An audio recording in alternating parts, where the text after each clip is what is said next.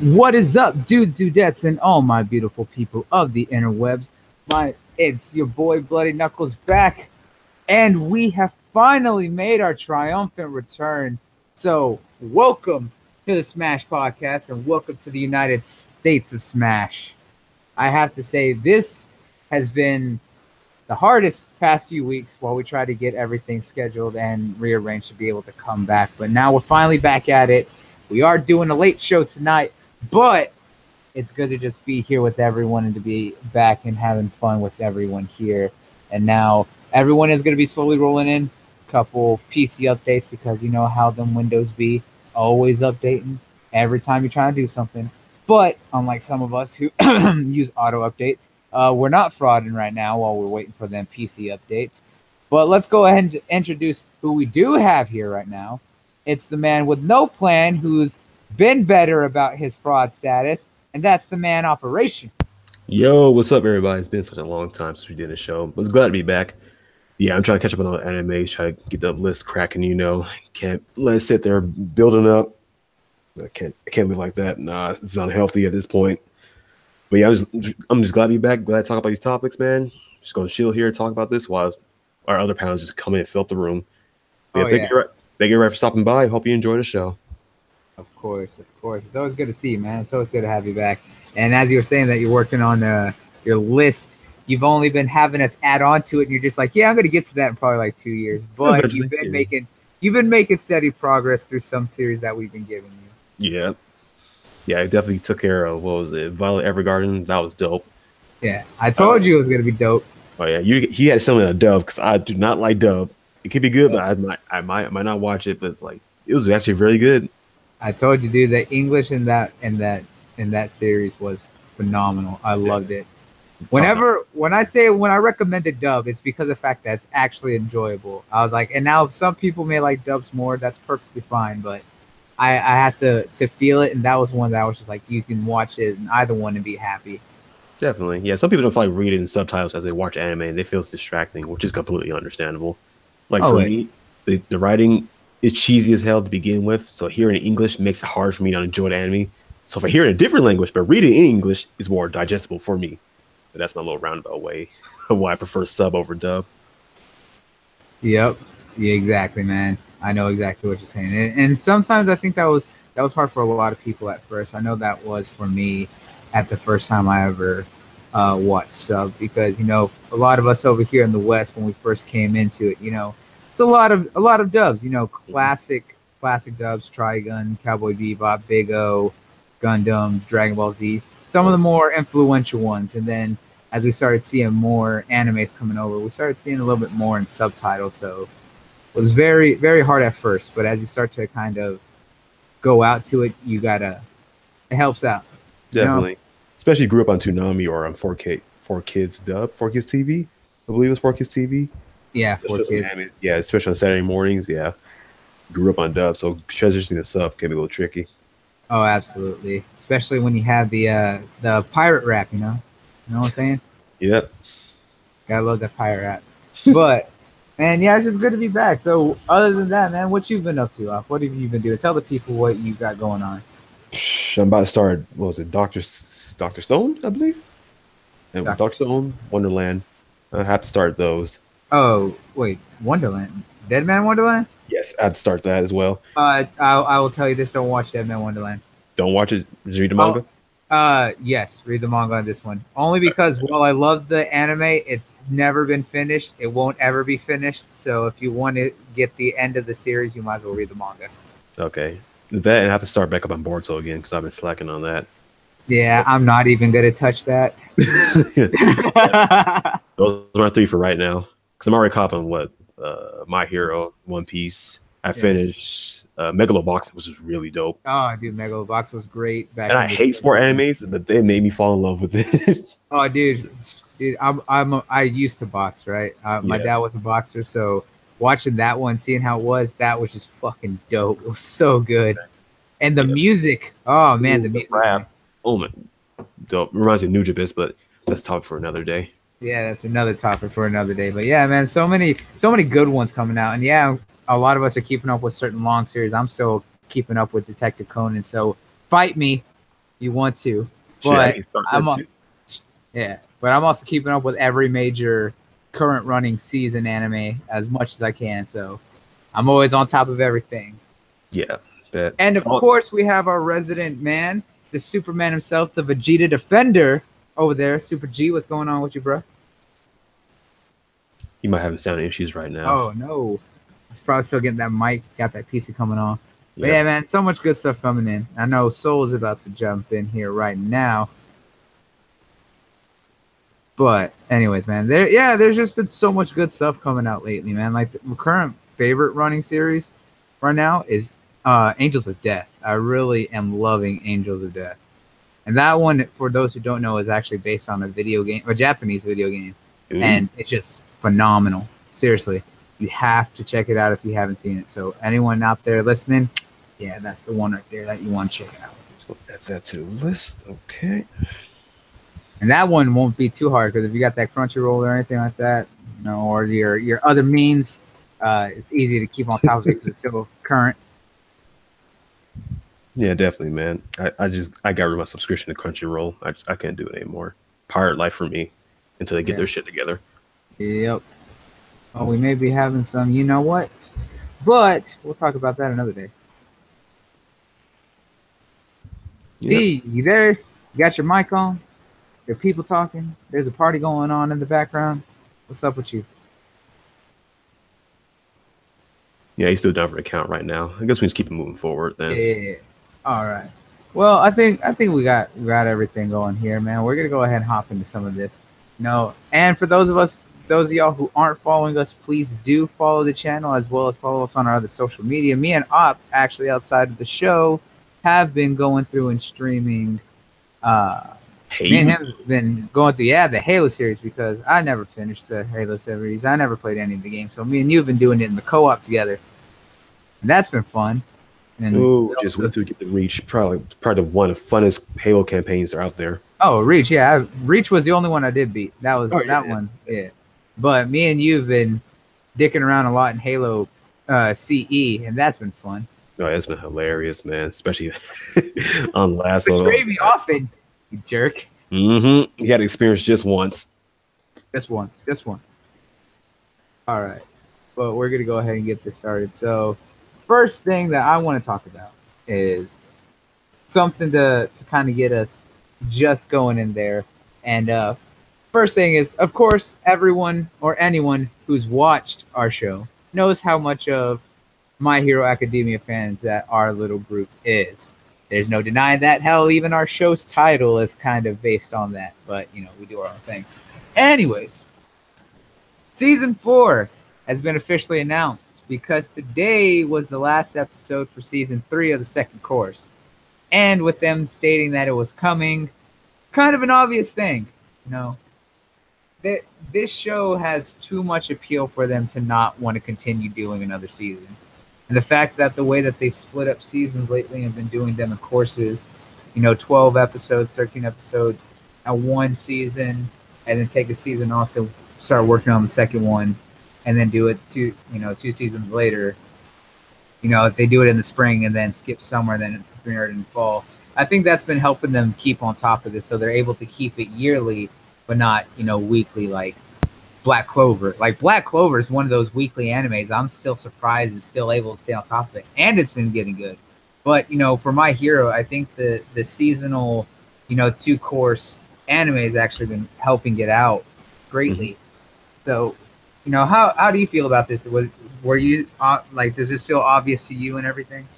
If you're anime only, it might. Come on, let's be real. This is My Hero Academia. It's too much clout around this anime. Then again, commentary on animes, if it's good, they usually drop off to the wayside and not get a second sequel. Another season, but that depends on anime. But this is My Hero. It's blowing up right now. It's like the hottest business out here right now. Well, one of the hottest. It's gonna get a 4th season. Especially, I read the manga and watch the anime as well, so I knew it's coming. So everybody's like, "Oh yeah, we're getting a 4th season." Like, come on, guys. Like, there was no way it was gonna not come, right? Exactly. Like, there will be literal rise across the globe. This is getting 4th season. You can't end it on a dick. But come on now, this is not Persona now. You can't end it on dicks. Got to keep it going. But yeah, I kind of preferred it. I think Persona 5 is supposed to be having a second season too. The animation is. Yeah.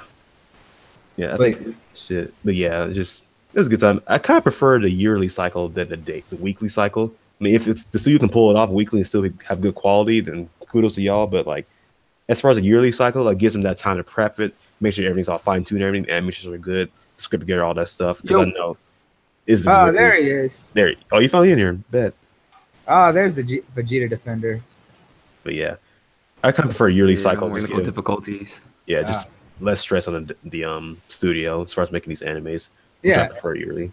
Exactly, and I think very few companies and studios out there can keep up with weekly anime nowadays. Like as common as it was for us growing up, especially when you look at something like how Detective Conan has been doing, and like Yu Yu Hakusho.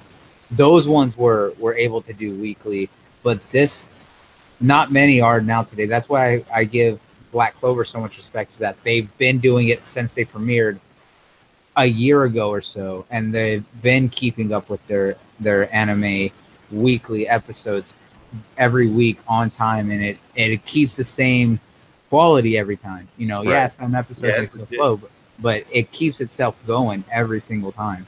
Yeah, was Dragon Ball back in the day weekly? Yes, right? Yes, it was. Hello? Oh, there's the Soul King himself, man. What's good, y'all? What's good, man? Yeah, I think good, bro. The weekly cycle. Yeah, it feels good to be back, honestly. Yeah, man, it's great to be back. Now, G, I'm gonna pose a question to you next, since you hopped in, and I know your mic was down for a second. But today, last episode of season 3 for My Hero made the announcement for season 4. Felt obvious. How do you feel about it? Did you think that it was just like no way it was not going to get a season 4? I expected it to get a season 4, and I expect to get a season 5 and a 6 and continue on. Yo, that is the hotness right now, bro. Like, My Heroes are shit, bro. I expected it. It should have been. It shouldn't have been like this shouldn't be a discussion right now, bro. We know it. We know. Better One Piece. Hey, man,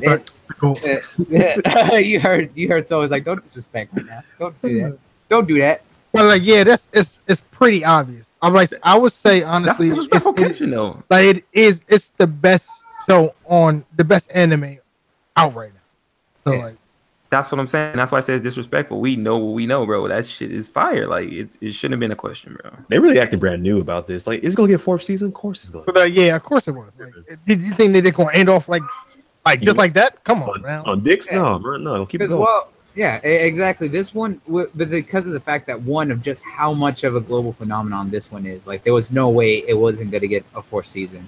Yeah, there's great animes that come out per season that always don't get a 2nd season. I'm looking at you, Log Horizon season 3, as well as No Game No Life season 2. Never going to happen. Did you guys talk about the movie? Yeah. We have not talked about the movie yet, so don't worry. No, we're starting out slow, but yeah, this is one of those ones that if they didn't do another season, it would be the stupidest mistake, and they would be shooting themselves in the foot greatly on that. If they were to do something like that, I think everybody who made that decision would have got fired, and like it would, because it wouldn't make any sense. This is the hottest thing out, the one of the most popular things out. Like it doesn't make sense. Like the only thing I could like, this is second behind the One Punch Man wave.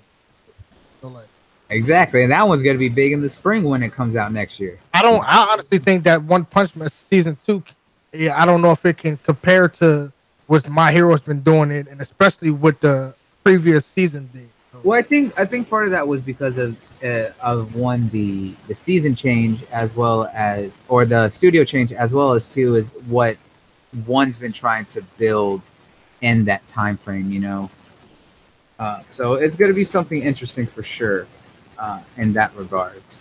Definitely. But real quick, how do you feel about that fight between Toga versus Class 1A? Oh man, since we're talking about the episode, I have a question. Who was she actually portraying? Who was the Toga, because she was in disguise? So she was disguised as Cammy. Cammy, okay. Cammy. Yeah, she was disguised as Cammy. And oh man, when they showed off her powers, I've known about this for a while, and there's a reason I love Toga, and finally get to see her start showing off a little bit. Oh, I had to be so excited. I want to say something, but I don't want to get spoiled. Like Toga had to come across Cammy. So where's Cammy? More than likely she did. Okay. But like, so the class doesn't know that, or like? Nope. From the way that that class was talking, and G or Op, if you want to confirm or deny this, since y'all read ahead. Don't say anything. Don't say anything. We don't need anything to say. No. I was just gonna say that they're not gonna have to spoil anything, but they just want to say. You want me to confirm they mention her again later on? Yes. Do they mention her again? I want to say no. Okay. I don't think they mention her again. So if that's the case, then more than likely Cammy is dead. There you go, so. Okay. Well then. Okay. Well damn. Cammy, she looks. Spoiler alert. Yeah. Spoiler alert, but I mean, you know, that's kind of nice. If you haven't seen this season, something wrong with you. Yeah. But since we're on the subject, yeah, man. Today's episode being the season finale, you know, for this season. Is spoiler alert. Yeah, this was a spoiler alert. We're gonna put it up right here. Just y'all had all day to watch this. Yeah. I mean, yeah, to be fair, some people be at work and like forget. Yeah. If you haven't seen it, pause the show right now and go watch it, or you know, just close your ears and step away for probably like 20 minutes or so. 30 minutes. Go watch it. But right now, we are going to talk a little bit about today's episode. And this one, you and Super G in our private chat, in our DM, have been hyping this up for a while. And I've known, because I've talked with G about this, and me and him talked about this at E3, is I've known a little bit about Mirio. You know, I've known about Lemillion for a while, because like I said, I saw the concept art when they were announcing characters and saw his design. G spoiled that shit for us like months ago. Yeah. You know, I never. Every time y'all started a conversation just about My Hero, I exited the chat immediately. It was I never seen any spoilers, so when I seen it, I was hyped. See, I only brought that up like back at summer when they were talking about the second course. So like, here's who's gonna be showing up and new characters, and they're just like character design, Lemillion. I was just like, oh, this is the character that G talked about. And me and him were talking about it at E3.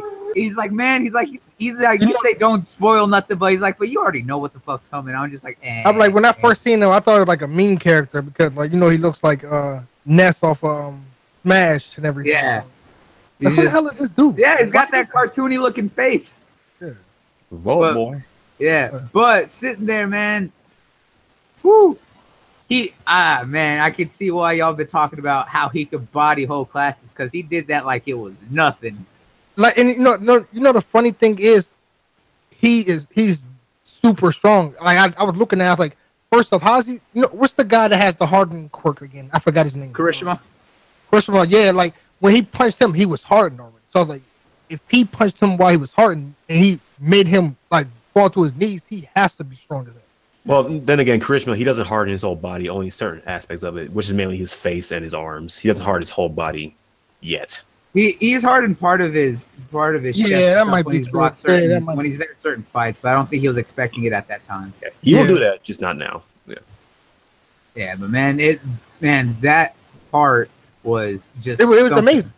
It was amazing. Yeah. Just right when I seen like the first attack, then I seen it like I was like, oh, he has the ability like Obito at first. I was like, okay. Yo, was I the only one? Every time he phased, they played the Obito sound effect when he phased through sun. Was I the only one playing it in my mind? That's all like, oh, like I was like, oh, Obito. Obito. Yeah. But I was laughing, like you could see just how strong he was, and especially what he must have been through, because as soon as he first permeated and his clothes came off, you just saw scars all across his body, like so. That fool's so broken, dude. It's not even funny. I could see that, man. It was something else. But I was laughing like every time he kept talking. He was like, "Sorry, I was trying to hide my willy." He kept calling. Yeah.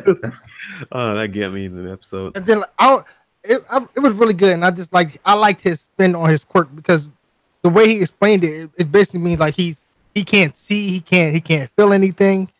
He just knows where to go. Like they took that quirk that we've seen for so many years, like superhero shows, movies, like with Martian Manhunter, he could face through stuff. They took it and like pretty much grounded. Did you ever watch like it was like a YouTube video and they explain like why you don't want this superpower because it might destroy your body and stuff like that? Oh yeah, yeah. I haven't seen that one. Like it's like a whole series. Like there's one like where you be invisible and you can't see anything, you can't feel anything, you don't know where you're at. And think about it. That's kind of the thing about, like, if you think about it too, is like Hagakure's power with her being invisible. You know, yeah, she has senses and stuff like that, but without any sort of, we don't know the full extent of her.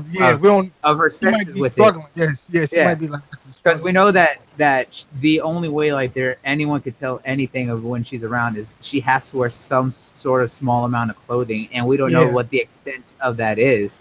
You know, in her uniform for her thing, she's only wearing gloves and her boots.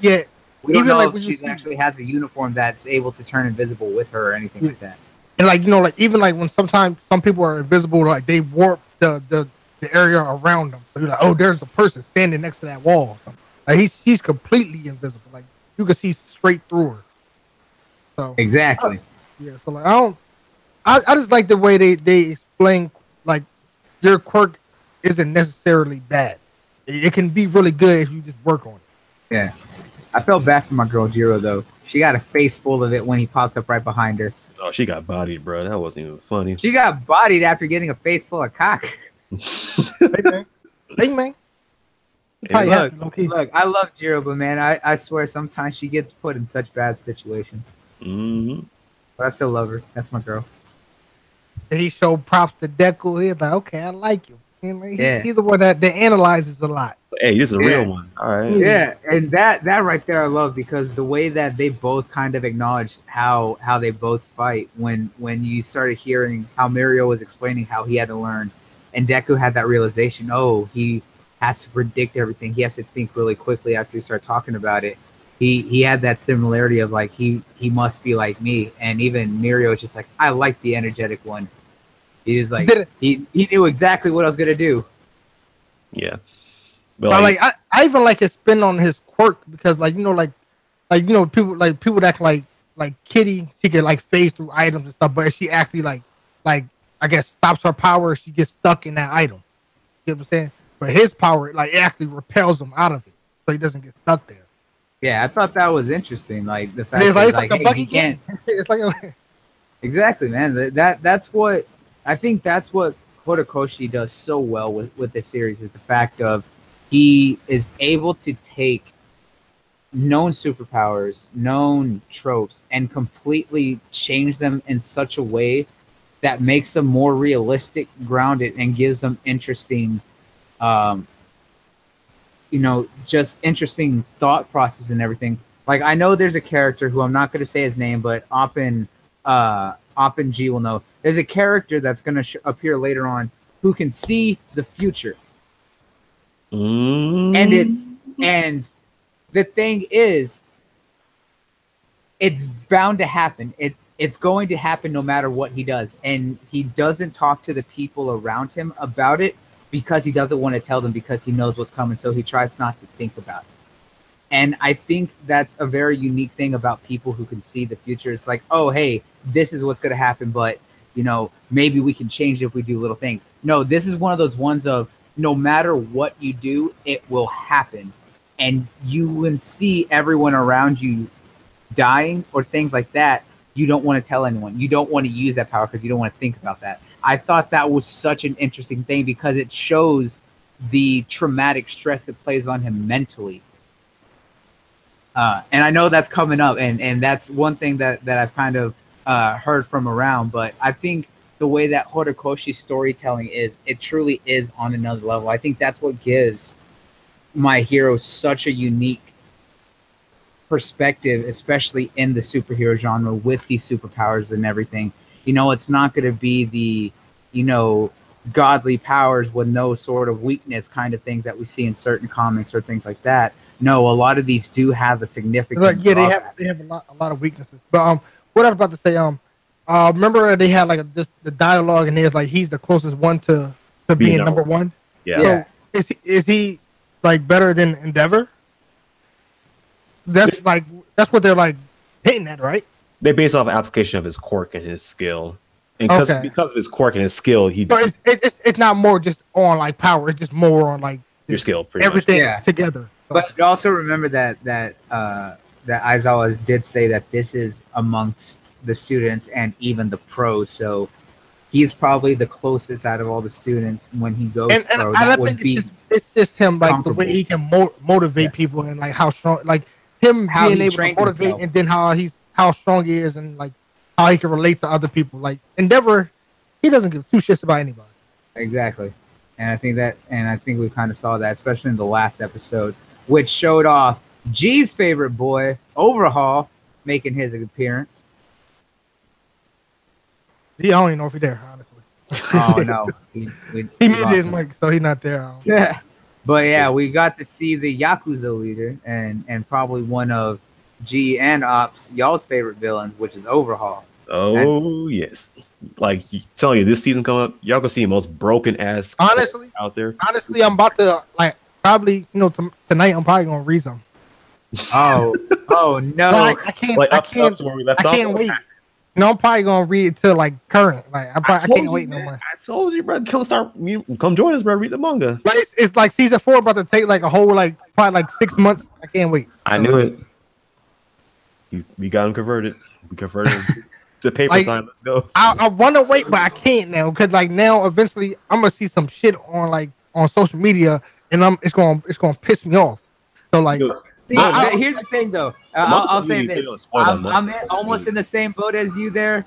So, but the one thing that I will say that if it does come out that way, that at least both G and Op have said that the animation when the episodes do come out, finally, that they are phenomenally well done and captured. That like it doesn't matter because it's still so good. Like like that whole situation with like Endeavor that recently happened in the manga. I don't know what happened, but like that almost got spoiled to me. It was so bad. That's just crazy. Like it was so bad. Like people was like talking about it, videos everywhere on YouTube. It was like to the point where I almost got spoiled, and I was like, I had to like. You're talking about controversy about and because that's why. Right. Oh, go ahead, Bloodie. I'm sorry. Yeah, no, I think y'all. I brought that up a couple episodes ago. For y'all because I was asking y'all questions on what y'all's thoughts about this was, and then y'all went and started talking about it in y'all's own little side chat on it. So like that's why I'm like I even saw Miro way before even way before and I was like why that suit looked nice but I'm like I don't know who this guy is. I need to like get away from all this. So now I have no choice but. Yeah, at this point now, as far as the manga, if something will get spoiled, it has to cause a rift in the manga community. Like if something like perfect example when I used to watch like One Piece and everything, like the Ace situation, you couldn't avoid it.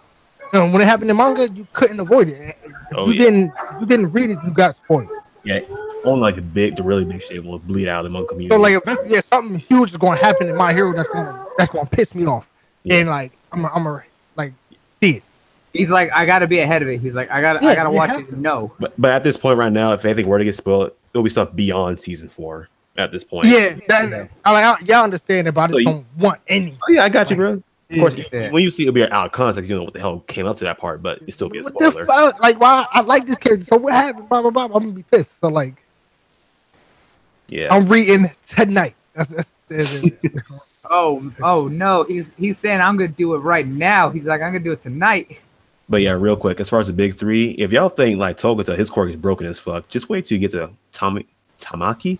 Am I pronouncing it right? Yeah. Which one is Sasuke? Him. That's Tamaki. Yeah. Okay. Sasuke. Oh, the guy who was too shy, who couldn't talk to anybody. Yeah. You want to know his hero name, or you want to wait? I'll wait. I'm probably gonna figure it out like tonight. So I was just laughing though about old girl fucking as soon as Mina Tassari is just like, hey, I got my target. I'm just like, bruh, she already looks like one. Don't gotta say it. Yep. But yeah, man, we went left on this one. But today's episode, leading into the announcement for season 4, was so good. I'm excited for it, but now. We can't wait anymore. We got to do something about this. Yeah, I don't need to get spoiled. Like I thought they were gonna show like a little snippet, like a little something. but they didn't. I was like, oh, Nah, y'all ain't getting nothing. it is the So they season got that 4 question. coming soon. I'm like, nah. Or they, no, they said season 4. That's what I was saying.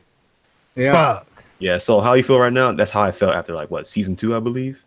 Oh yeah. Like, yeah, I can't wait no more. I'm starting this month. Yeah, up. like it's getting too good. Like now, I can't. Like, cause I'm starting to get like way too attached to these characters. So if I get spoiled, I'm really gonna be upset. Like, really. Telling you, man, it's gonna be that way, and it's getting me that way. So now I'm gonna switch gears because we're gonna step away from one of our favorites to another one of our favorites, which is also the most controversial among our group. Dragon Ball. Yay. Yeah. Everyone get Yeah. hyped on Dragon Ball. But Yeah. we're gonna be talking specifically about Broly, the new Super Broly movie, and there's been so many things going back and forth on what's gonna be in Broly. And one of the biggest things is that the Super Broly movie seems to be streamlining the canon of Dragon Ball. And by that, I mean they are reframing, reworking, retconning, and adding in things that we've seen from other movies, other side series, other things, adding it into the official canon, making it all tie in together, bringing it back in a seamless way. So there's a lot here, but one of the biggest things that we're seeing is that one of the biggest theories right now, and some of the information that's come out, is that they are reworking the entire history of the Saiyan race, Planet Vegeta, and Goku's backstory. And the biggest thing is that Dragon Ball Minus may be officially becoming canon and tying into the Dragon Ball lore, because they are bringing back Bardock, Goku's father, and he's supposed to have a part in the film at some point, and they're going to be tying it to the Minus series with Bardock and his wife. What was her name? So help me out here. I forgot her name. It's super easy. Jean. There you go. Yeah. So they're going to be making an appearance. So Goku, which is going to make it very interesting because of the fact that while it's streamlining and everything is in helping streamline the whole canon, this is going to cause some issues with what's already been set up and established, because now with that, when Dragon Ball takes place, Goku was a baby when Grandpa Gohan found him. But now in Dragon Ball Minus, when he was sent away from Planet Vegeta by Bardock and Jean, he was a child. So this is going to add some confliction among the continuity that's been established. And while I understand why they might be doing this, if some of these this information that has been coming out is true, it's also going to have a lot of conflicting aspects with it, along with the fact that there's also a lot of the tie-in merchandise and events that are coming out leading up to Dragon Ball Super Broly, as well as a bunch of re-releases of old films. So biggest thing is that they are doing a theatrical showcase of Bardock and Legendary Super Saiyan, doing a double feature, and then Fusion Reborn is going to be its own standalone film. That's also added a lot of issues tying with their merchandise, such as the 2 flavored donuts in Japan that have Goku and Vegeta doing the fusion dance. And a lot of people thought that they may be bringing back Gogeta, especially with the fact that they're redoing and re-releasing in theaters Fusion Reborn, which is where Gogeta first made his appearance in the series, because we know that in the actual series that they never went Gogeta, but they know the fusion dance and taught that to Trunks and Goten, as well as the fact along with that too, they data mined the Dragon Ball Z Fighters game and found them in there too. Yeah. Yeah, So it's more than likely official. So like a lot of the stuff that like we're hearing about that might be like rumors and leaks. The majority of it is official. yeah, because there's so much right now on all the merchandise and tie-in stuff that they're doing, and all these events that just kind of give more credibility on what they're trying to do for the canon, how it's all going to be in the film, and how they're trying to bring it back. But like I said, there are certain aspects that are going to be causing a lot of confliction. But I'm glad that they're doing it, but I also have my my thoughts on it, but I want to hear everyone else. So, you know what? Let's start with you this time, Soul. How do you feel about the possibility of all this bringing everything with what's coming out and what we know so far? Can you guys hear me? Yeah, we can hear you. Okay. Well, yeah, I'm totally fine with them. Like reworking the history and the backstory of Dragon Ball. 'Cause first off, it's pretty shit anyway. So Oh, I'm really not like too fond of the old backstory because back in the day, like they said that Bardock was well, there's so many like versions of Bardock. He was a scientist. He didn't care. He didn't care about Goku or anything like that. And some of it didn't even make sense. If he didn't care about him, why would he like just ship him off and stuff like that just to save his life? Like a lot of it didn't make sense. So like I'm fine with it. Like change it for the better. And then like some of the episodes back in like Dragon Ball where we see Goku, he's with Grandpa Gohan, and he had his memory, but he fell down the cliff and he lost his memory and all this nonsense. And like a lot of it didn't make sense. So I'm glad that they fixed it. And then on top of like on just the topic of Gogeta, yeah, like they data mined fighters. No, was it Xenoverse? It was Xenoverse, I believe. I think it was Xenoverse, and they data mined Xenoverse too. And yeah, and they seen that we got Super Broly in there, and we also got Gogeta in there, and they got that the similar style from Dragon Ball, the new Dragon Ball movie. So if this is all true, I'm glad that they're making Gogeta officially canon and also Broly, and I think it's gonna be dope.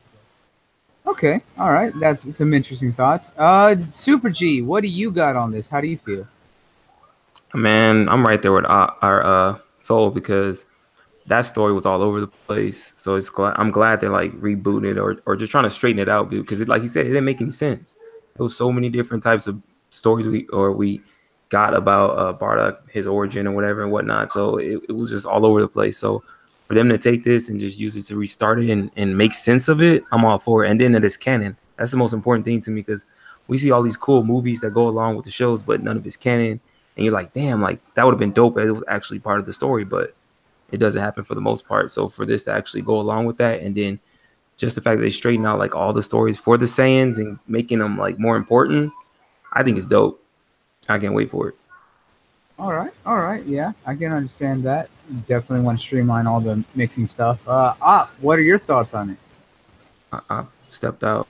Royce, oh yeah, okay, I see that he just stepped out. Yeah, okay, well. Like I said, one of the biggest things, yeah, I can see the conflicting things, as well as the fact that they are adding some new characters and trying to get some of the history more. But like I said, there's just right now with them streamlining this, that there is going to be more confliction with what has been established. But with a lot of those stories, this is from Dragon Ball directly. Not canon, right? No, this is directly Dragon Ball. Remember, Grandpa Gohan found Goku in the Saiyan pod as a baby. But now, if they do tie in Super Broly, that it's going to have him being sent off as a kid by Gene and Bardock, that's going to kind of, conflict with the already established from Dragon Ball into Z and everything else. Yeah, I get that. I thought they were still sending him off as a baby. I didn't know they was doing a kid part. No, because remember in Minus, he was a kid. He was like a young kid. Mm-hmm. Yeah. So that's why so if they do Minus or no? That's what it is, right? That's what's being talked about, is that it's going to tie into that part of Minus is going to be. So if they keep him as a baby, then that would work with what's established. But if they end up changing his age to where he's a kid, then it's gonna contradict what's already established.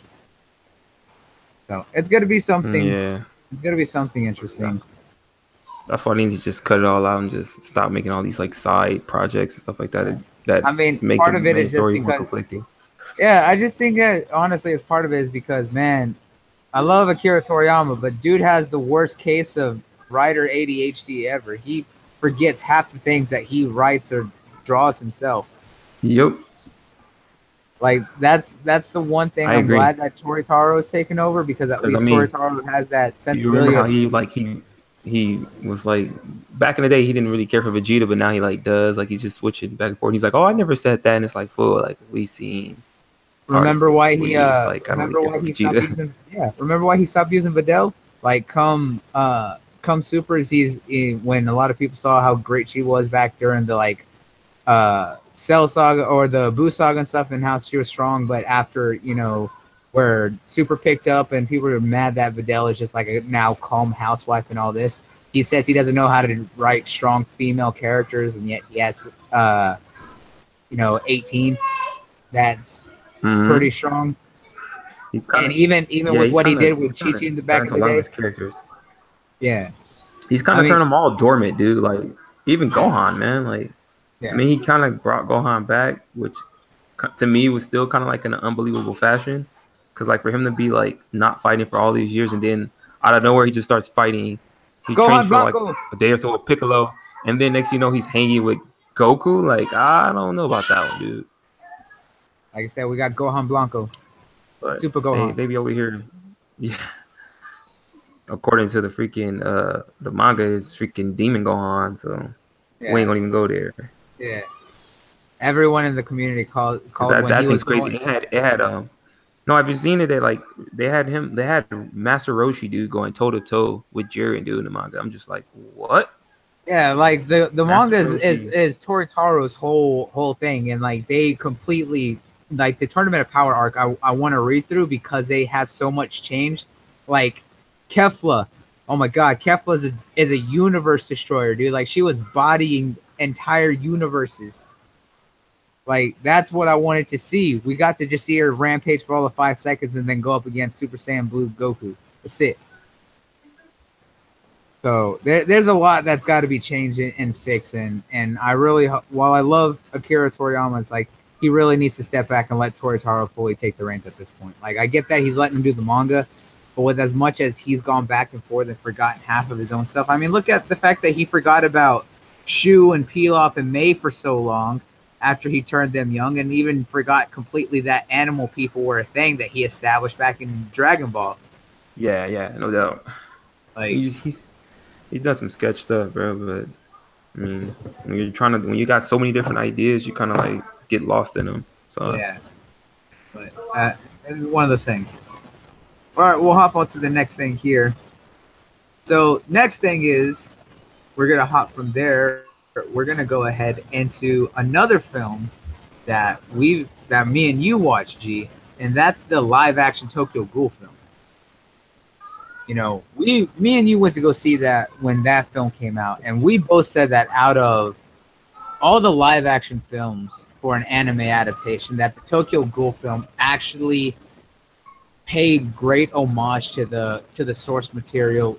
It made the changes it needed to, but in scope of what it was, in the animation and visuals and everything, that it was a phenomenally well done.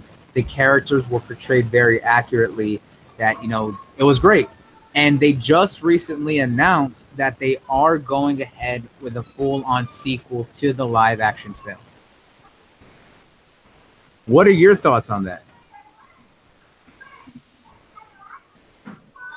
Alrighty. I mean, as long as it's the same quality of the first one, I think it'll be all right. Because the first one was dope. Visually, it was really good. It actually shocked me. I thought it was gonna look like crap because most of the time those adaptations are not really that great visually, and they don't capture the characters correctly. You have them looking all weird, like that Full Metal Alchemist movie.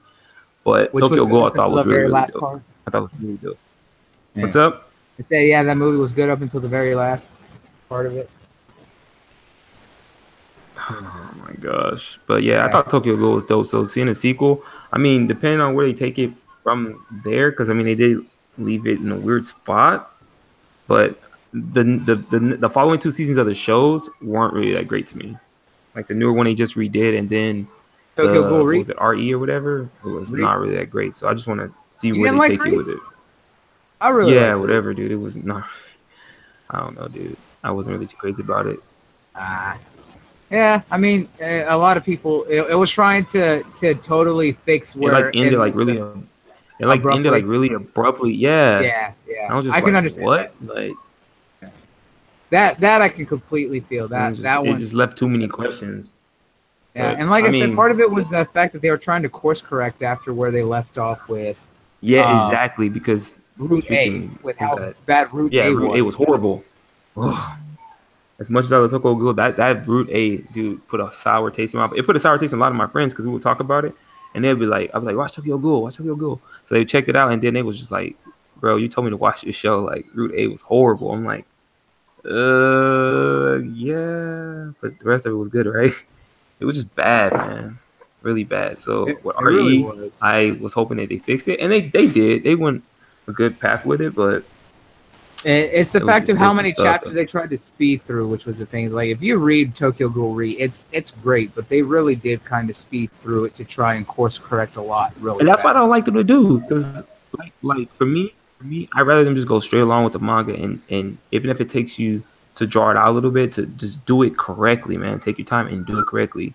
No one was even expecting much from this Tokyo Ghoul, you know what I'm saying? Because it's not like, I mean, most of the fan base isn't that vocal about it, so they could have actually like taken their time and did it correctly.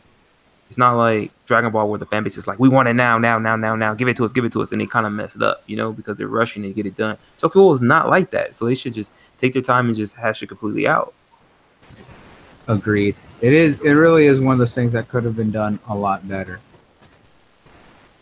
But you know, I'm looking forward to it, and with the way that the live action ended, you know, this is a good sign of what's to come. Because, like I said, the first one was great. They didn't try to overextend or rush the entire first season. No, they took the first half of the season, focused on the story with Kaneki coming to accept the fact that he was a ghoul when he was first getting established with it. We saw the death and the fight between the doves and how that ended, and went from there. You know, the biggest thing that they changed was they took out the mention of Jason, which had some ties into the beginning. So if they do the sequel, I'm pretty sure they're going to continue on with the second half of the first season. And the first thing that they're going to have to really do is how they're going to write Jason's story to involve him into the story, because having the other having the Ghoul Eater himself and how much he ties into it, that's what turns Kaneki into the owl. You know, that's what really unlocks his potential as a ghoul. So he's gonna have to be the main focus of the next film. That's I know my thoughts. they put a lot of emphasis on his team, which was pretty cool, but it was just like, isn't this about Kaneki? I don't really care about these guys right now. Oh yeah, yeah. When he was still going through his thing of Heise, when he was confused or after having his memory erased and everything. Yeah, because that was another big thing that they had to retcon, which did happen, but it was in a much different fashion than the way they portrayed it. But again, they had to go off how Route A finished compared to where it left off in the manga. Like Tokyo Ghoul, I love it. I do. I was like, but man, you really do need to watch it more than, or read it more than anything. Yeah, I think so. I think it translates much better when you read it than the show, because they're not doing it correctly. Yeah, So that's what it is. It is what it is, man. And found out what happened to Soul. His internet went out, so he's having some technical difficulties. It seems everyone's having some technical difficulties right now, so that's always fun. It's all good though. We back, baby. We're gonna come bigger, harder, and Oh yeah, stronger. always. We don't It's our ever let first anything. stroke back, so it's gonna have some Oh yeah, it's gonna be some some hiccups. Be all right. Hang in there. exactly, man. But we all good here. Now, next up is one that not a lot of y'all may know about. I know that I was Tiger and Bunny. You know, we all like superheroes. We like anime, and there's quite a selection of good superhero animes out there. Of course, we have My Hero. We have One Punch Man, and there were some other ones that most people didn't know about. Punchline was one of my favorites. Of course, there was also Samurai Flamenco, but probably the biggest one was Tiger. Hey, what and Bunny. about have you checked out Lord of Dragons? I think it's called. Yes, Lord of Dragons. I have seen Lord of Dragons. That's pretty dope, right? Yeah. Lord of Dragons was That was awesome. one that surprised me this year. Lord of Dragons, and was it something over a million? That one's pretty tight too. I'm drawing a blank, but there's a few this year that popped up, bro. That's pretty good. Oh yeah, Can't leave out Bongo Stray Dogs either. yeah, but Tiger and Bunny was one that was really surprising to me that I found and enjoyed a lot. And this one was actually unique in the fact that this one was all an original OVA animation. It was all originally done. There was no manga based on it, nothing. It was all done by the production company themselves. And the funny thing about this is that they had help from advertisers. And the way that they portrayed it is that the story revolves around superheroes competing on a game show about superheroes and who's the number one superhero. But it was all basically a live streamed TV contest and stuff like that. And each of the heroes are all sponsors or are all sponsored and advertised by other companies, and on their actual costumes have real life sponsors on there. We had Bandai Namco there in Japan. We had Amazon Japan. We had Pepsi Zeo or Zero. No, yeah, I think it was Zeo or Neo. It was like the clear Pepsi and stuff like that. Like there was so many sponsors that supported this show because of the fact that they were being allowed to advertise openly, and that was kind of part of the tied into the show that each of the costumes were heavily sponsored by all these, so it helped to fund the series. And it was a great show. The animation was solid, the characters were great, the story was phenomenal, and it was just a really well done series. And unfortunately it ended very openly. They later went back and did a movie to kind of give some more context, and that film did a lot, but there hasn't been any sort of continuation. Dude, I remember Tiger and Bunny just vaguely. Like I didn't really watch it too much. Oh, though, right? It came out in 2011. Yeah, 2011. Yeah, I know it's something like that, dude. That thing was like ancient. Like, yeah, but, I was dude, like Tiger and Bunny. When I seen the topic of Tiger and Bunny. Yeah, but Tiger and Bunny was the such. Old one? Yeah, it was 2003, but it was so good. I loved it, dude. Seriously, top animation and just a great story overall. But there was recently, I believe about a year ago or so, there was an announcement that they were going to do a live action film adaptation. However, that live adaptation, action, that'd be dope. Yeah, because that one would be perfect for a live action. Bunny was pretty dope, dude. Wild Tiger was I love Wild Tiger. That's my boy. That's my boy. Bunny was dope, dude. Barnaby, Bunny. Why you call me Bunny? Because I can. I love Barnaby.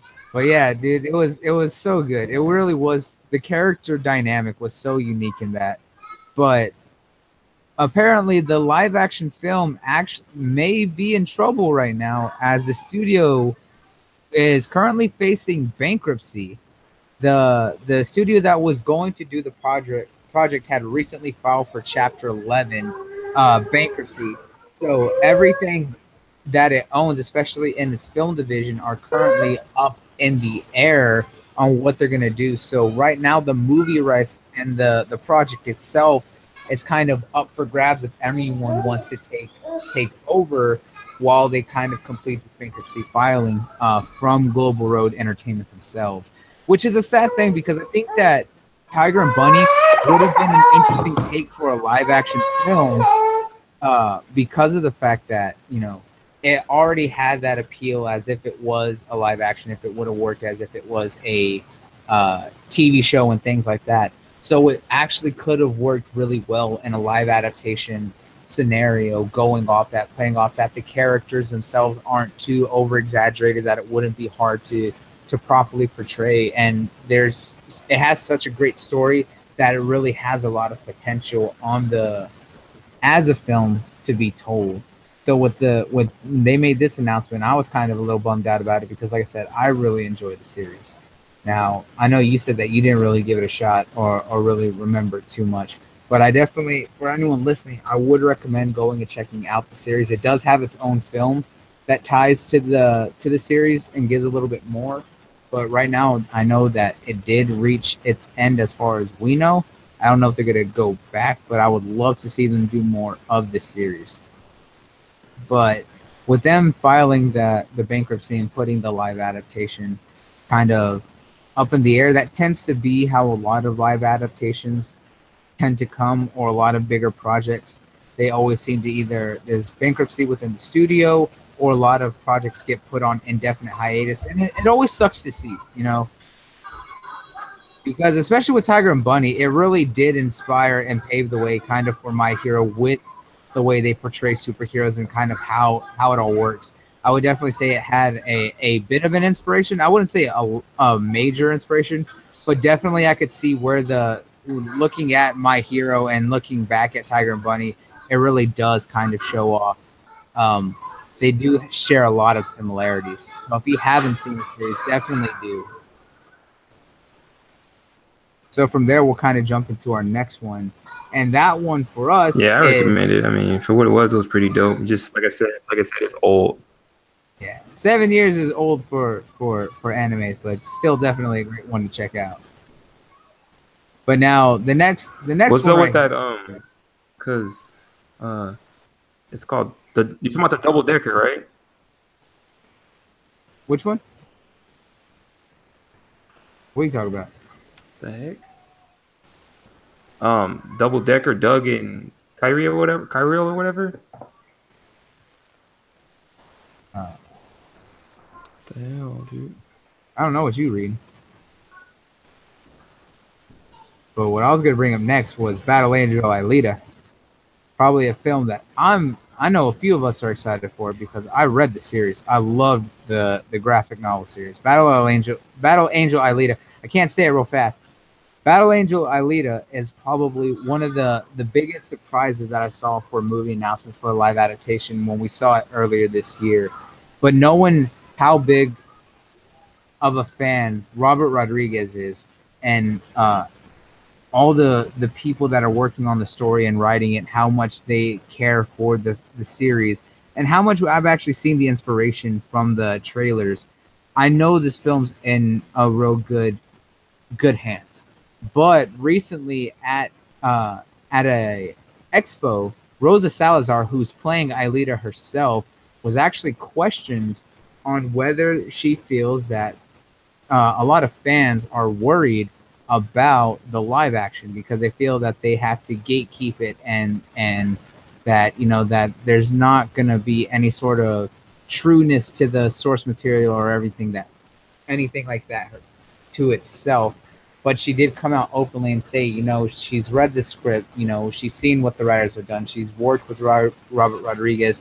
They've openly changed a lot of stuff that try to go too far to make sure it stays within that lines, and that she knows that the film is in good hands and that fans don't need to worry. And for me, I love to check out live adaptations because of the fact that I do want to see people's take on it. Yeah, you got to pay, you know, you got to kind of keep to the source material, but I do understand that you do got to change things up to give it your own unique style. But I feel like, especially as anime fans, we are the most heavy-handed about protecting source material for live-action adaptations, and I always wondered why that was one of the biggest stigmas within our community.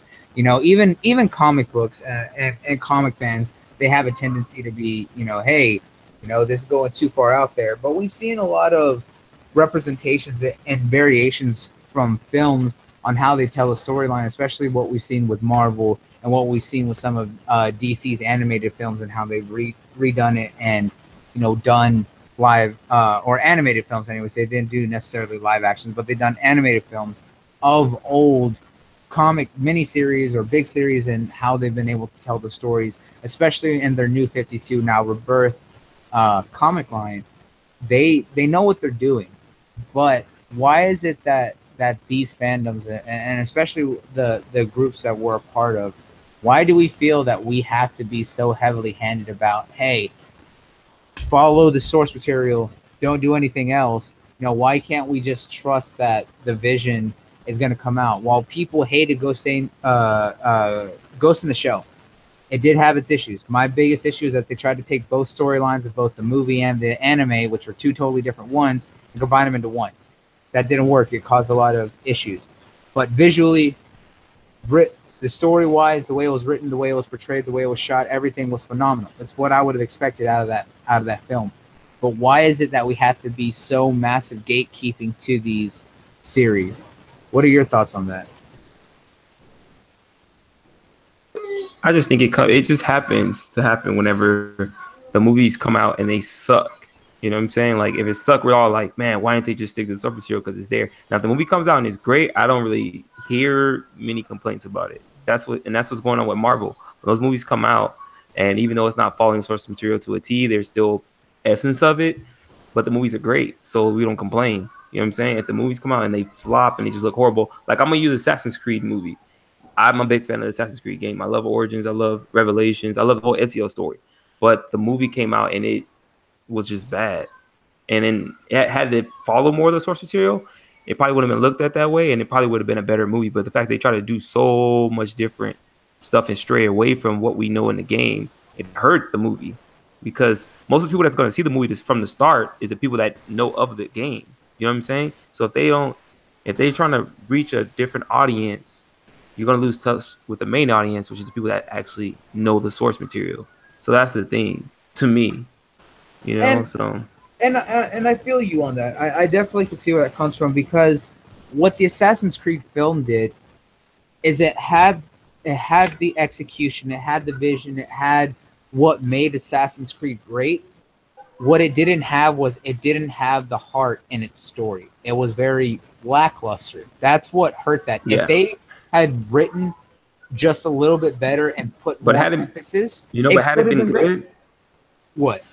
Yeah, had the movie been good though, we wouldn't be having this discussion. I wouldn't be using it as an example. Exactly. You know what I'm saying? I know. Same with Avatar. Same with the Avatar movie. Oh, let's look not at that even movie. go into the Avatar movie. It was all over the place, and you try to forget that movie from existence. Same with the Dragon Ball Evolution. All they had to do was follow the source material.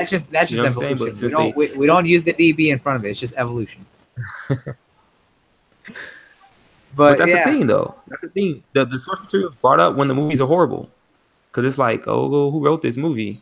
If they just read the book or read this, maybe they could have got a better idea of what is actually, needs to be put into this. But they don't. So that's why we always run to source material. Like I said, if the movies are fine, they're great, and they did a good job with it, you won't really hear source material come out of anybody's mouth. That's just how I look at it and how I see it, because most of the time I bring up source material when the movies is trash. Yeah, and that tends to be the case, and I definitely agree with that. But it's like at some point we have to just like, hey, let it play out and see how it goes, but don't start freaking out and throwing this at them before we even see how it's gonna come out. Especially with like Ghost in the Shell. Yeah, it's polarizing on both sides of the spectrum, but there was so much dedication to what they were doing and trying to do. People overlook that because they only want to look at one aspect. They failed to realize that they had one of the artists who helped with the illustration come out and help explain how the major suit worked, and actually help them recreate a full body, suit that was form fitted to her to be able to replicate that. And when the major was infiltrating in the very beginning of the film, like there really is a lot of care that goes into these projects. Yeah, I know, and sometimes the source material may not go well in a movie anyway. You know what I'm saying? Exactly. Sometimes there's certain parts that just get drawn out. It's a rough thing, yeah. And that's one of those portraying things it in live action could be a lot harder than said. Yeah, and the worst thing about it is that when these films come out, they have to appeal to the main audience, but they also have to broaden to the other audience. Look at the Hitman movies, right? The Hitman films, while they're cool, and it's cool to see an on-screen portrayal of Agent 47, it was different because of the first one wasn't that bad though. The first one wasn't bad, but the second one was. The second one was so over the top. It was like a Just Cause movie in the Hitman spin. Yeah, but the thing is that they were making it an action film to appeal to action film goers. It wasn't just to the video gamers who know the Hitman franchise. When I was watching with my dad, I was just like, while Agent 47 could do all this, he wouldn't do all this unless he had no choice. And I was sitting there, and he was liking it because he was thinking it was just an action film. And now I'm just like, well, as long as you enjoy it, I'm glad you do. I was just like, that's all great and all. I was just like, I'm glad that you're enjoying it. But to me, in my mind, I'm just like, no, I don't feel like this. But at the same time, I was like, I was enjoying it because it was an action film. You know, that's what it was meant to be. That's one of those things that's just like, hey, you know, these aren't just appealing to us. They're trying to appeal to others. And while we want them to mainly focus on the major appeal, on who's going to be paying attention to the most, sometimes as a community and a genre and, you know, a subculture, we just got to sit back and just like, hey, trust it. You know, there are some directors out there who are dedicated to this. You know, Robert Rodriguez has been doing this kind of shit for a long time. If there's any man who can kind of portray the way that Battle Angel Alita is in the novels or in the graphic novels, and the way that's portrayed visually, and be able to recreate that, it's him. He does those over the top cinematographic shots. You know, he does those grindhouse films. He knows how that works. And he has true love for the series, bro. Exactly. That's whenever they put the most into it. It's not just like a something they know is big and it was like, dang, this will put my name out there. Because a lot of times, a lot of these directors and producers and whatnot attach themselves to things because of the recognition that goes with it, you know, and how much bigger it will make them, not so much as how big the movie can come out to be. And that's the thing that people definitely he truly loves that. So exactly. And think about it. Robert Rodriguez is a big director, but he makes films that aren't really big or always super successful. Yeah, he has, you know, the Machete films. He has, you know, the Spy Kids movies that people forget. He does the Grindhouse films. He's done a lot of that. But Grindhouse is fantastic. Yes, it was. Planet Terror, love it. Simply awesome. Yo. But like I said, his films are one of those cult films. You know, that's what gives them those appeals, is that's how they work. While he's big and stuff like that, his films are always kind of all over the place with how they do it. And he's a man who stays passionate about what he does. I mean, he did Sin City, A Dame to Kill, which was probably one of my favorite. And he did the Desperado series with who is it? Goddamn, why can't I think of his name? I feel bad. Antonio Banderas. You know, the Mariachi, the Desperado films. Those ones were awesome. Yeah. Desperado. Yeah, Desperado, and then he had El Mariachi. And Once Upon a Time in Mexico. Yeah, Once Upon a Time Mexico. Yeah, that trilogy. Those were great. You know, he did From Dusk Till Dawn. You know, he does a lot of these. He does a lot of these films that, while they're great, they're cult films. They're visually phenomenal, and the way that he shoots it is always very over the top. But his films are always, you know, they're always touch and go with how they do commercially. It is one of those things, but this is a man who truly is passionate about whatever he works on. You know, whether it does good or bad, he continues to do it because, you know, it's what he does. So I think that the fans and our community need to just take a second to like calm down and wait and just like, hey, wait till we see more about this. This is a man who cares about what he goes into and what he does. It isn't in bad hands. It's not like it was being given to a no-name director who's getting a big film from another big director, you know? Yeah, it's just one of those things that we really need to take a second to just kind of step back and be like, yo, he's got good lineage, man. That's what it comes down to, dude. Like, it's really like you said, he loves whatever product he puts out. He puts his all into it. He's not just doing it for money or his own recognition. So exactly, I think he's a fantastic choice for the movie, and I think he's gonna do great with the movie, and I think the movie's gonna be good. Absolutely. It already looks good. I'm already sold. And then he got my boy Christoph Waltz, and I love Christoph Waltz. He's one of the dopest and actors there is. Everything he's done, I'm a huge fan for it. Yeah, and Rosa Salazar really does have the way that she carries herself, the way that she's passionate about it, and the way that she looks. She naturally fits Aelita's image. You know, just like how people get mad about it, but you know, ScarJo naturally had the same physique and looks of the Major for Ghost of the Shell. They are really great They are really great for those roles, and I want to see what they do. They do have a lot of talent going into this film. So I think we just need to kind of sit back and wait just a little bit longer before people start pulling out the pitchforks and saying, hey, no. Like, calm down. Hey, they do it for the likes, bro. Yeah, do it for the likes. Do it for the likes. Now, as much as we love anime and comics and manga and all that, we also are gamers. We're nerds. So when we get a good mix of both anime style video games and a pure anime video game, we kind of tend to get excited. And unfortunately, we don't have our One Piece lovers here, but World Seeker, one that we've all been kind of looking at and been talking about for a while, was actually just announced that it was delayed into 2019. Now, Bandai hasn't come out with a reason, has given no approximation for the delay or anything. They just stated that it was going to be delayed later into 2019, and that was about it. Now, I don't know how to feel about this because of the fact that we've always had such mixed receptions when it comes to what Bandai does whenever they delay something. I want them to delay it because an open world One Piece game has a lot of potential. It's fun. It takes you back to the old days of the open world Naruto games. You know, it looks like it could definitely be something special, but they need to get their shit straight with it. You know, I want them to do this game right, and it seems they have a good studio working on it. But with them not announcing a reason why it's delayed, you know, it's something interesting. I don't know why they're doing this. One, they already seem to have a very heavy set coming out in the beginning of the year. So if they're delaying it, that means they were probably looking at early in the spring season, which it didn't have a release date yet. So when do you think it may come out, and how do you feel about the delay? I think the delay is fine. I think delays are fine as long as it is for the betterment of the game. Now, if you delay it and it still runs like crap and still, because you got to look at World Seeker, man.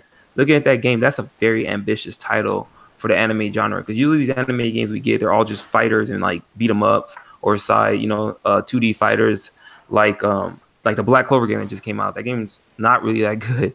No, it's just another fighting game. This game is like that, bro. You know what I'm saying? So like, this is a very ambitious game. So this game has to succeed for the fact that a lot is on its shoulders when it comes to games like that. Because look at the success of this game could probably lead to a My Hero game of the sort. You know what I'm saying? So this game has it is really an open world game. So it's not many open world anime games that we get. So this game has to succeed. So I hope the delay is to make it better. And I got high expectations for this game, so it better not fail. And then the time I would say it should come out, I would say mid next year, because the beginning of next year is already loaded and just like your game's gonna get buried. Maybe. It's gonna get buried because just looking at January, you already have Kingdom Hearts. You have what else is January, dude? Just Kingdom Hearts enough in January, bro. That thing's gonna hold ground like Red Dead. You know what I'm saying? Wherever it launches, it's gonna like do damage because Kingdom Hearts is that big, and people been waiting for it for like 15 plus years or so. So, and then you got what? February is more big games. So I don't know, dude. Maybe April. You got Resident Evil 2 remake on the January 25th. Kingdom Hearts 3 on January 29th. Also January. They're like a couple days apart. And then you also have Tales of Vesperia Definitive Edition coming out too on January 11th, and then Ace Combat 7 for those who like that on January 18th. Yeah, so that's what I'm saying. It's already loaded. Yeah, and then February, let's see, you got Trials. So that's why it has to be good. It has to be marketed well. Yeah, and then March is already starting to load up too. Because February you have, like you said, that's just January, bro. We're not even in February or March yet. Exactly. So honestly, I think that it's best March has Devil May Cry, Division 2, Sekiro. Yeah, Sekiro. Then it also has The Sinking City, that Call of Cthulhu game, or that that Cthulhu style game, that Arkham Horror, which I love. There's a lot of stuff, and then of course you also got Jump Force out in February as well. Yeah. So Division. Yeah, you got Division, and then right around the end of February going in, you have Metro Exodus, Anthem, and then for Xbox fans, you got Crackdown. And PS4, you have Days Gone. There's a lot of heavy games coming out in those 3 months alone that are going to be stealing up so much time. Yeah. So this delay may be for the better of it. It may pop up in about like April, May, and kind of by itself, and it may do well. Honestly, I think it would be better. Well, so. It would be better in the summer, because the summer is always the driest time, June and July. And for a very big, ambitious anime game, I think this would be perfect time to put it out. You're gonna have little competition. You need Bandai is very good about their marketing, especially with big things. They need to push out more for this game, bring more attention to it, because the only other One Piece games we got is a fighter. The last few Naruto games we got have been nothing but fighters. We haven't had an open world game since the 360 PS3 era. We don't. I mean, technically, Xenoverse is open world, but those games are just garbage for Dragon Ball. Dragon Ball is more of a fighting game, and I feel like that one fits perfectly. And we get that with Fighters, which is a phenomenal fighter. But it's like not every anime game that comes out needs to be a fighter. Exactly. Because there's more context to the story, and they're just much deeper than that, dude. They're not all about fighting. Like, there's great stories that go along with the world of those animes. Yeah, especially when we had this chat before, especially for Soul King, and he's unfortunately having issues still with his internet. But the Berserk Musou game that came out a while, Band of the Hawks, it's a Musou game. If people don't know what Musou, it's a genre where basically you're just an overpowered dude killing dudes endlessly. Think of Dynasty Warriors. Those games are really the big headliners of the Musou genre. Berserk is an anime all about one character so strong that he literally has the nickname the 100-Man Slayer because he killed 100 men in a single night. That he's taken on demons and killed, countless numbers of people. He's perfect. That's a game that fits perfectly for that genre. They need to, step out more. The last time we had a game that stepped out of a similar genre was the Gundam series with Gundam Warriors way back in the 360 and PS3 era again, where they were done in the Dynasty Warriors engine, but it was Gundam based. And those games were phenomenal. Those games were fun. But they really do need to start breaking away and doing more. While they have that big appeal, they fighting games definitely are big in Japan and in Korea and stuff like that, and they have an audience here in the West. But the fans in the West, don't always like nothing but fighting games. They need different styles, especially if you're going to tie an anime franchise to it and make the money off merchandising. You need to diversify the appeal of what you're trying to appeal to. That's just, of course, our thoughts on that, and especially my thought on that. And now to end off our thoughts and talk for our anime stuff, the final thing is something a little sad for manga fans, especially big anime fans. Gintama. Gintama has been one of the longest running manga series, shonen mangas, parody mangas, everything, for so long.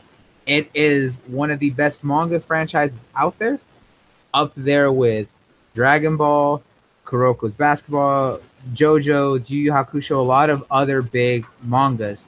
Well, as of August of this year, it has officially put out its final chapter, and the creator has officially ended the series and came to the ending that he wanted.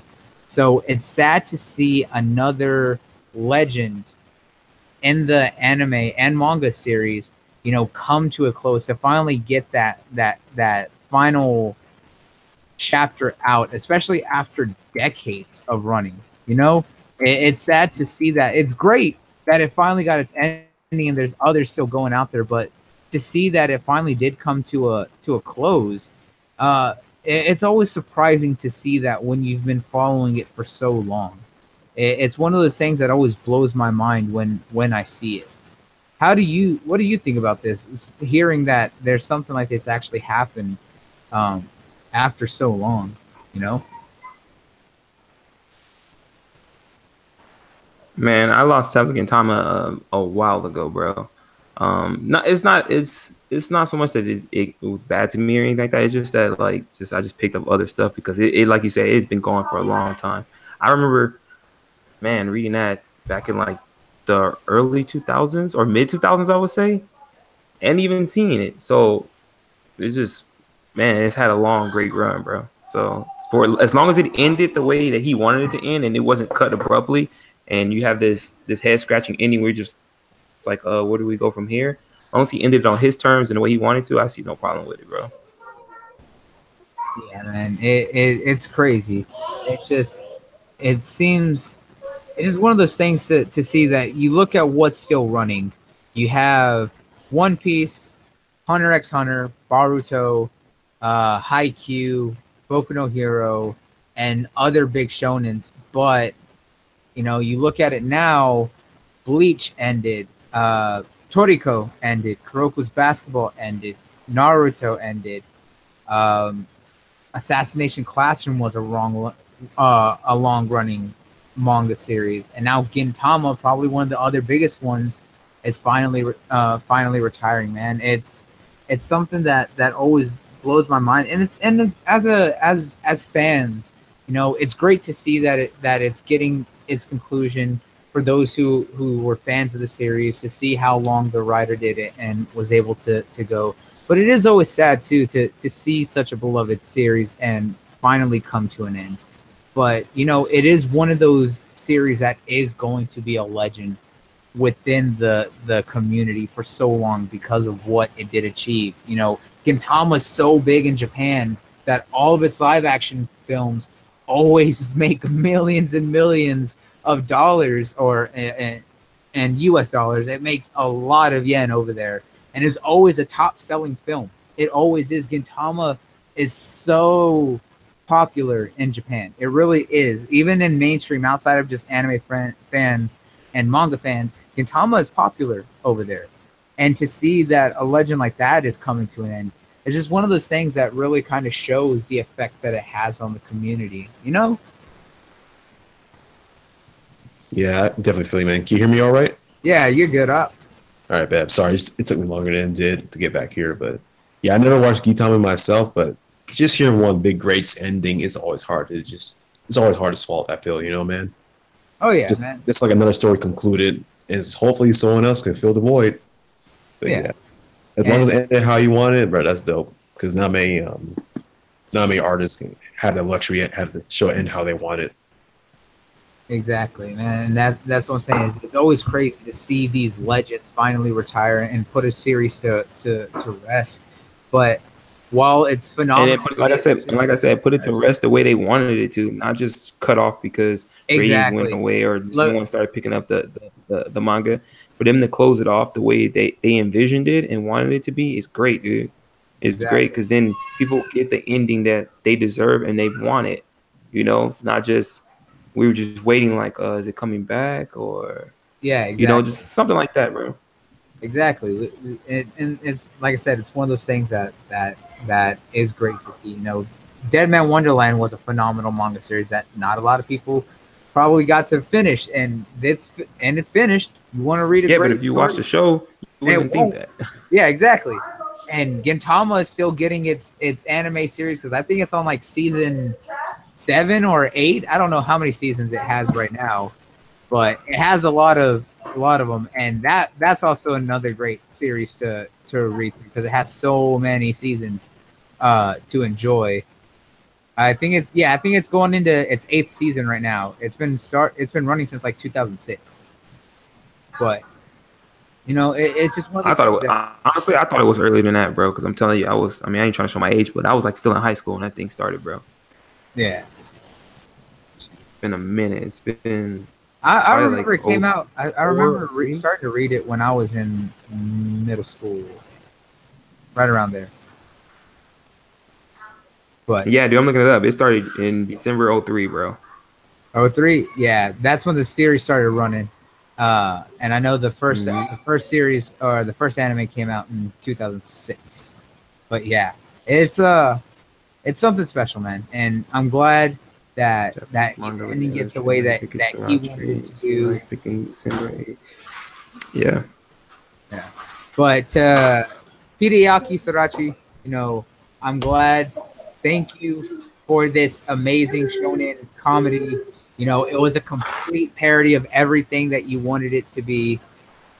You know, I'm glad that you finished it, and I hope whatever you do next is phenomenal. But Gintama is probably going to be one of the most remembered series up there with other great shonen. So, good luck with whatever you do next, man. So, stepping away from all of our anime and manga stuff, we got a few things going on here for movies. And one of the biggest thing, and this is what I wanted to bring up, is that Venom. Venom. We've all been going back and forth, especially in our private conversations about Venom, and it is less than a week away before this movie premieres. And we've gone back and forth on this because of the fact that a lot of us didn't like it from before we started getting more out of the trailers. And as we started getting more, and especially with what they've been revealing and talking about now, we're kind of more interested in looking at what it's going to do. But we still have a lot of mixed feelings on the ratings as well as what the story's going to entail, and the fact that it still has no clear indication. Is Spider-Man in it? Is he not in it? Is it standalone? Is it not standalone? Are they leaving it open? Are they not leaving it open? And a lot of stuff. But it's getting to the point where the news about the film is starting to become more important than the film itself. Would y'all agree with that, or how do y'all feel about this film? Why don't you start? You're saying the news getting more important than the film? Yeah. Yeah, it's a little weird. Like, I'm glad they're showing us a little bit more of the movie, but now they're starting to show us a little bit too much now. But yeah, it's definitely weird. I think the movie by itself just has a very polarizing audience. Like, not audience, has a very polarizing view towards it right now. Because people think it's going to be good because of Venom. Actually, looks like a good adaptation of Venom onto the movie screen. But at the same time, people think it's going to be shit because it's a Sony movie. And they've been notoriously bad with handling the Spider-Man IP or anything surrounding that right now. But me personally, my thoughts on the movie so far, based on what we've seen, I think it's going to be a good movie, decent movie, minimum. But as far as I can see underperforming. So yeah, that's quick thoughts on it. Okay. G, what do you think about it? I think all the news is coming out surrounding that movie is crazy. I have no expectations for that movie at all. You have no expectations? I think you're gonna bury it. What happened? You're already trying to bury the movie, man. I see you. No. I think it's better that I have no expectations for it, because when I go to see it, it can surprise me or it won't. It won't let me down. You know what I'm saying? It'll either surprise me or it won't let me down. It's just everything sketch around it, because I seen this article that came out. You might cut out there. All right, well, we'll come back to that subject, but I mean, I'm all that stuff in our bowl. There you go. Now you're back. No, go ahead. You cut out. Your mic cut out for a second. Oh no, with the whole thing, what it was saying about with the association with Marvel, I think that plays a huge part, because I think they're hoping that this movie, and he cut out again. The Marvel universe, the MCU, because I mean, all the stuff we keep hearing about Spider-Man being in the movie or maybe not being in the movie, and then now hearing that he has a black suit in Far From Home, he's been seen on set with it. It kind of like makes you like want to theorize and look at it like, man, maybe he does come out in the Venom movie, maybe at the end, like one of those end-credit cameos where maybe a piece of the symbiote gets on him, or symbiote gets on him, and then that's where it picks up in don't bring in Far that back. From Home. And maybe it does, maybe it happens, bro, and maybe in Far From Home, because of his cameo in the Venom movie, is what leads to that. That's why they're still tying it, because I mean, you don't really see, like when Deadpool's trailer went, it wasn't saying nothing about, I don't remember it saying anything about in association with the Marvel movies. I don't, and I believe in its opening it said in association. It did? Yeah. Did it? I don't remember it. Because all of those characters saw like Fox material for property. Yeah, that's I don't know, but I don't remember seeing it, but I think it plays a part in it. And then I think that's why the movie too didn't go rated R, because they don't have no space for no rated R movies in the MCU. You know what I'm saying? So I think that all plays a huge part in that, because I don't know how you do a Venom movie with it not being a little on the edgier side to close to being rated R, I guess, because he has to eat people. They're going to cut a bunch of times throughout the movie. I can see that happening. You know what I'm saying? Like a shadow silhouette of it happening. I can see that happening too.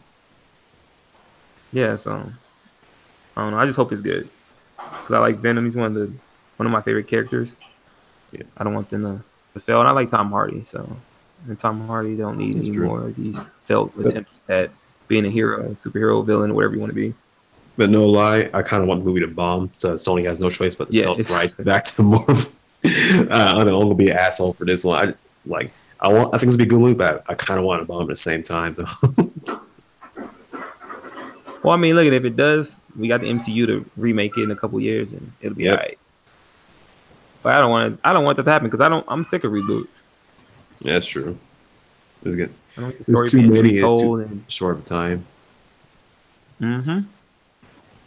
Because we had the Amazing Spider-Man. We had 2 movies out of that. So, like a little bit after that, now we got this new. We have now Tom Holland Spider-Man now. So if we get another reboot in Spider-Man universe, that's just not going to sit right with a bunch of people. He's been rebooted to death. That's a possible thing. Yeah, he really has, and that's why I hope to get it right. But sales-wise, I don't expect it to do that well. I don't. I mean, I don't expect it to be like Deadpool, but it may do okay.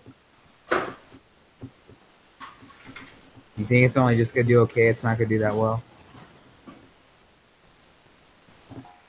I just think it's gonna be like one of the lower selling ones, I guess. I don't think it's gonna be like a box office smash, bro. I don't think it's gonna surprise and do anything that like the first Deadpool did numbers wise. I don't think it's gonna do anything like that. Yeah. I could see it being under Ant-Man because I think like as far as MCU movies, that's like the lowest selling one, I believe. If I'm remembering that correctly. Maybe one of the older Thors. I don't know because those didn't do very well. I think those actually did well. People just didn't like it. I don't know, but I just don't see it doing numbers in the box office that much. It might barely break even, if I'm being honest. Yeah, because that movie's budget looks like it's crazy. Oh, yeah. And they already signed on Tom Hardy signed for like 7 more movies or something like that. It's probably exaggerated. Some astronomical number. It was crazy. Yeah, they're just being too gung-ho again when it seems, but we'll see how everything plays out when this movie drops.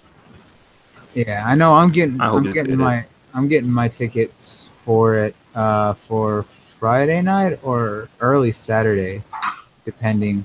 And I'm going to go check it out and see how it is. Nice.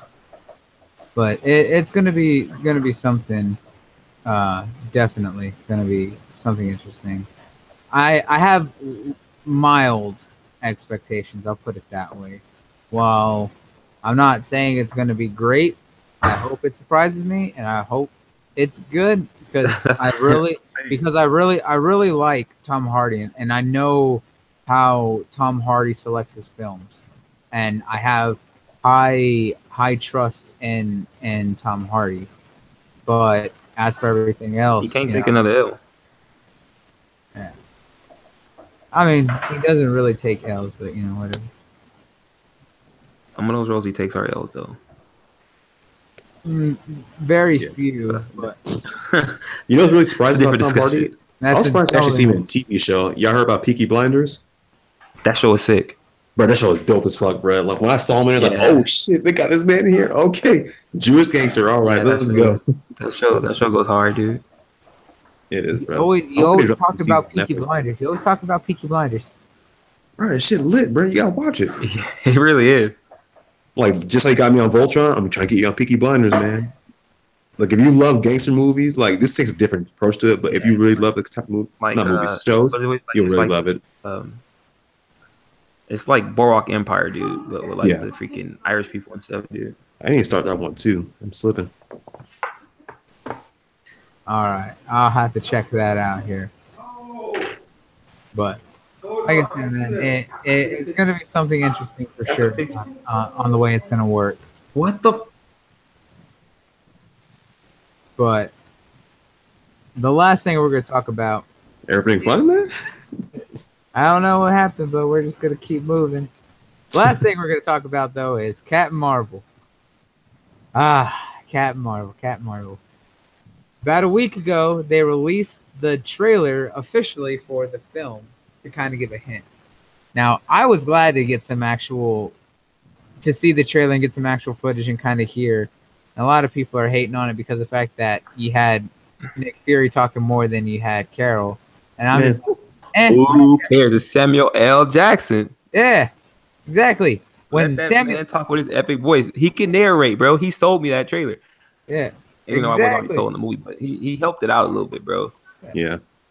For me, it's like Infinity War all over again. The first trailer. And then you gotta put him in the movie too to help the movie sell, because a lot of people do not have any idea of who Captain Marvel is, bro. They don't. Right. So for them to stick him in there, a face that we know and familiar with, even Agent Coulson, because Agent Coulson's been doing his thing on the TV show, it helps sell that movie even more. Yes, I'm so glad that they're bringing him back. I am absolutely so glad.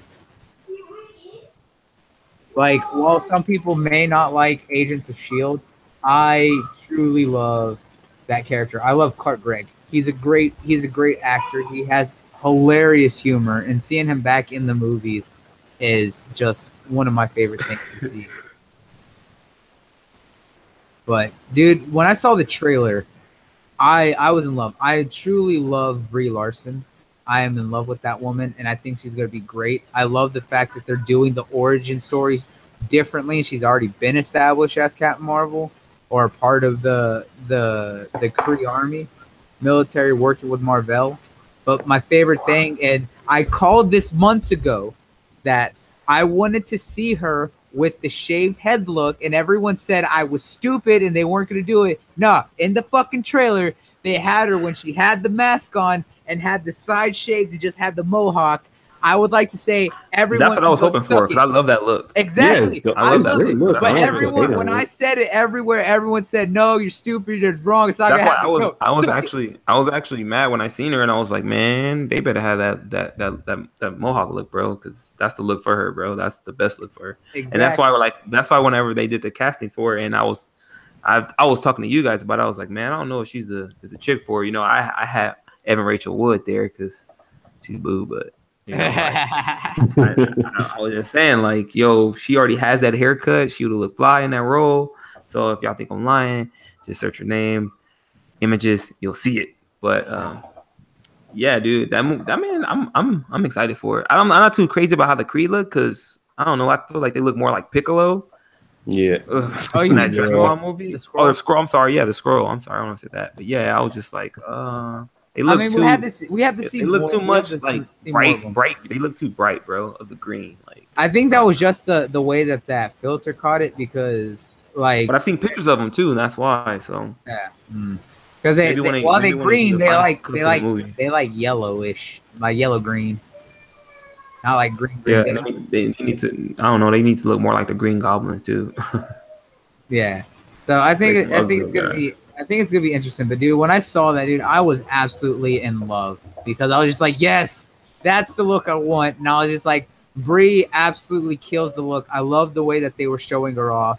Like, I honestly think she's gonna be real phenomenal in that role. Like, honestly, I really think she's gonna be perfect for it. Yeah, I need another trailer so I can be sold on this movie, because I like Captain Marvel, the character, but like. I'm just not feeling it. I feel like a lot of people just aren't looking forward to it because they don't like Brie Larson. They don't know who the hell Captain Marvel is. It goes a little bit deeper than just Brie Larson. It's just knowing who the hell the Captain Marvel character is, bro. No one.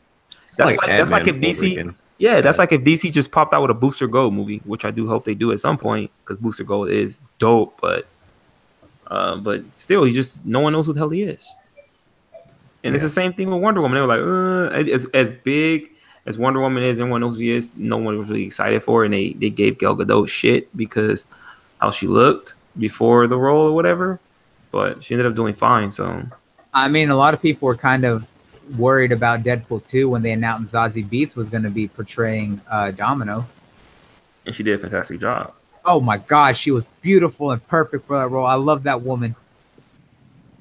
Her humor, the way she played off of Ryan Reynolds was just phenomenal. She so sexy, like straight up. I won't deny that. Beautiful woman, but she killed that part. Oh yeah, she definitely did. I was low-key mad at all of them. Yeah, that scene. I was laughing when I finally did watch that movie. Okay, so I'm not gonna lie. I watched that movie probably 2 months ago, well after it came out, because we were watching it at work. And I was laughing because of the fact that I still avoided spoilers the whole time, right? And I watched it, and when I saw that they got the X-Force and everything assembled, I was like, all right, I can't wait to see this. and I was laughing that they killed them all off within. Let 2 me ask you minutes. guys I was this, like, though. that's beautiful. Let me ask you guys this: what do you guys think about the PG-13 cut that's coming back in theaters of Deadpool? Why? Why does it even exist?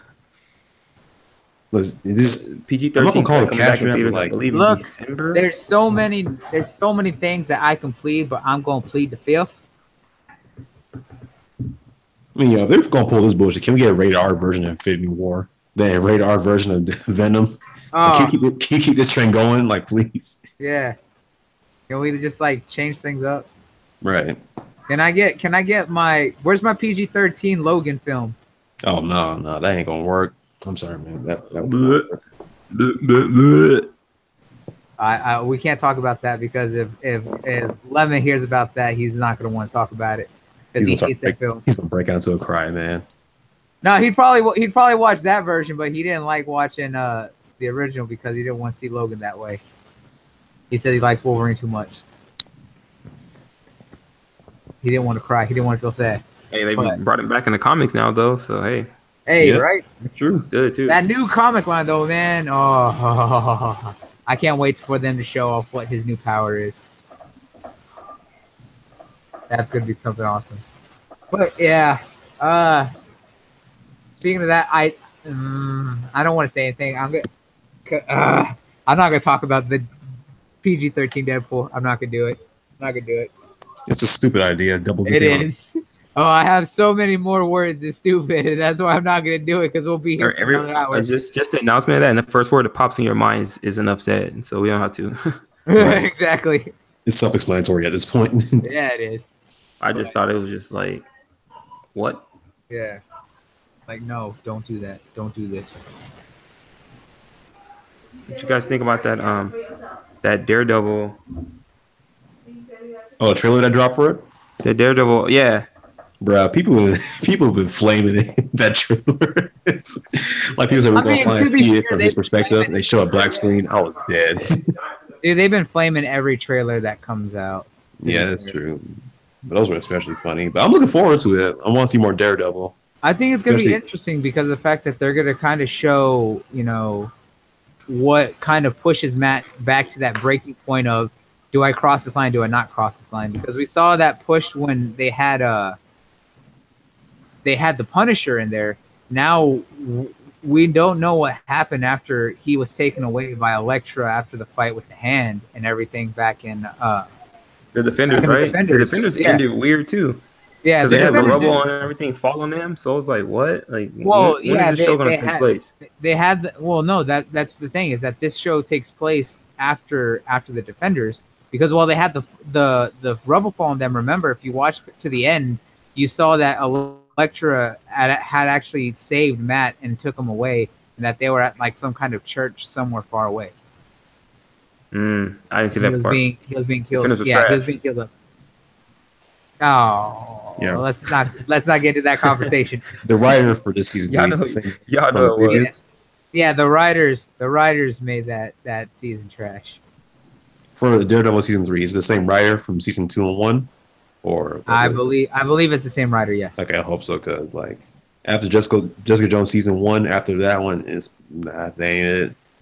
Iron Fist. Second season was better than the first one, but Jessica Jones season 2 is better than the first one. I think so. I couldn't finish it, man. Season 2 was slower for me in certain things just because of the storyline with her mom. But yeah, I still think it was better though. That's not saying much. Oh. That's cold. All right, well, now we're getting cold-blooded over here. Oh. Was there anything else anyone wants to bring up? Any topics they want to talk about? Any last minute? Anything good? No, cover everything, really. All right. Unfortunately, Soul couldn't hop in here, and he wanted to. There were some things that he wanted to talk about Gintama, but we'll have to save it for another day. But man, we're gonna hop on out of here. But before we do, I'll tell them where they can find you at, my man. Y'all can find me nowhere. I don't do none. Oh, except for Twitter. Yeah, oh shit! He said you ain't gonna find me nowhere. Yeah, you can find me on Twitter under Ghost Mode. Yep. Yeah, Virgil as the SI or Operation Algonquin, whichever one's easier for y'all. But yeah, that's pretty much where I am. You can see him. Of course, gonna be streaming. That's all he does. Yeah. But yeah, of course, gonna be doing a live stream with Bloodie, running through Halo CE, the other Halo games too. So y'all can Yeah. look forward to that as well. That's dope. Yeah, we're gonna be back on that here. How's that soon. running since the update? Been Oh, it's been really running pretty good. I haven't Yeah, checked it on out. my 1080p TV right now, it still looks pretty good. I'll tell you this: if Op would stop Super backstabbing me and punching me in the back of the head, you know, I would No. be a lot better. Nah, That's super that's not simple, gonna bro. stop. And that's why I blew you up in the elevator. Yeah, it's fine, you know. You pay back when you can. I'm not gonna stop though. He's like, I'm not gonna stop. Super G, tell them where they can find you at, my man. You can find me on Twitter at Super G. And just being me, man. I just find news, post news, have people argue in the comments about it. So And it is people, what it is. Yeah, people be getting going crazy over little things. And I just post up because I'm very observant. And you can find me back here hopefully next week when we sort out this time and get this show going back the way it was, going strong, going plus ultra. Always, always. And of course, you're on the channel, so you know here that where you are. But make sure to subscribe if you aren't. And of course, you can also find me on Twitter as well as Mixer at Bloody Knuckles. The O's are zeros, the E's are threes, and of course, you can find me all around. But thanks, guys, for tuning in and joining us. It's great to be back. We're going to be doing more. Hopefully, being back onto this on a regular schedule. We'll get that, and I have some other things in the works. Just trying to sort out a PC issue because I'm going to break it at some point or another. But from all of us here to y'all, peace out and check you later, guys. Peace.